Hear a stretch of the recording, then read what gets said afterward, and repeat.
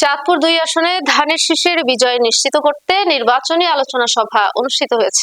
এ বিষয়ে বিস্তারিত হচ্ছে মোহাম্মদ তুহিন ফয়েজের ভিডিও চিত্রে।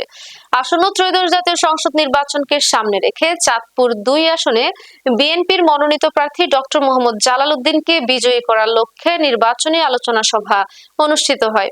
শনিবার ৯ নম্বর জহিরাবাদ ইউনিয়ন কৃষক দলের আয়োজনে মতলব উত্তর ফরাজিকান্দি বাজারে আলামিন ট্রেডার্স প্রাঙ্গণে এই আলোচনা সভা অনুষ্ঠিত হয়। আলোচনা সভায় প্রধান অতিথি হিসেবে উপস্থিত ছিলেন বেগম খালেদা জিয়ার উপদেষ্টা বিশিষ্ট আইনজীবী অ্যাডভোকেট বোরহান উদ্দিন ডালিম। বিশেষ অতিথি ছিলেন কেন্দ্রীয় কৃষক দলের যুগ্ম সম্পাদক ব্যারিস্টার ওবায়দুর রহমান টিপু।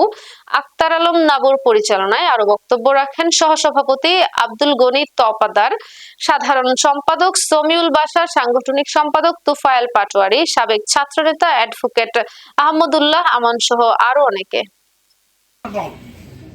এখানে চরমপন্থী নাই, এক্সট্রিম নাই, ফলে এই দলটাই হচ্ছে এই দেশের মানুষের সবচেয়ে কাছের দল। এই দলের অনুসারী হিসাবে, ভক্ত হিসাবে যারা আছেন, আপনাদেরকে সাধুবাদ জানাই। আমি বিশ্বাস করি আপনারা নিজেরাই সব উদ্যোগে বিএনপি রাজনীতি করেন, কৃষক দলের রাজনীতি করেন। আমার অত্যন্ত স্নেহভাজন বেশি টিপু, ওর সাথে আমি আরো অনেকবার অনেক প্রোগ্রামের মধ্যে এসেছি। তো আজকে মূল কথা হচ্ছে যে আমরা এই ধানের শীষের পক্ষে ভোট চাওয়া ইতিমধ্যে চেয়ে ফেলছেন, ভোট দেওয়া ইতিমধ্যে আপনারা সবাই সিদ্ধান্ত নিয়ে রাখছেন। ইনশাআল্লাহ আমরা ধানের শীষেই ভোট দিব।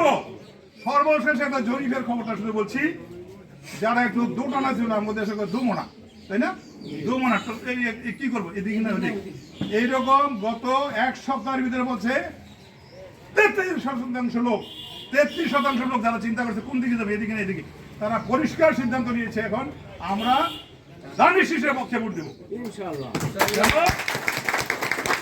এদের বিবেচনা যে জিয়াউর রহমান তো অবশ্যই আমাদের আপন ছিল, বেগম খালেদা জিয়া ছিল, এবং তারেক রহমানের যে ভূমিকা বর্তমানে কথাবার্তা চলাফেরা, বাবা এবং মাকেও ডিঙিয়ে যাচ্ছে, তিনি জনগণের কাছে চলে যাচ্ছেন, জনগণের পক্ষে কথা বলছেন। প্রথমে বলছে আমি কৃষি ব্যবস্থার উন্নয়ন করব, শিক্ষা, স্বাস্থ্য, আমি বড় বড় প্রজেক্ট দিব না, কোটি কোটি টাকার প্রজেক্ট দিব না, মেগা প্রজেক্ট মানে মেগা চুরি, ওই সমস্ত হাত দিব না। কিসে হাত দিব? জনগণের পক্ষে যেগুলি সহজে করা যায়, মোটামুটি কম খরচে করা যায়, এই সমস্ত প্রজেক্টে হাত দেব। অর্থাৎ এই সুযোগ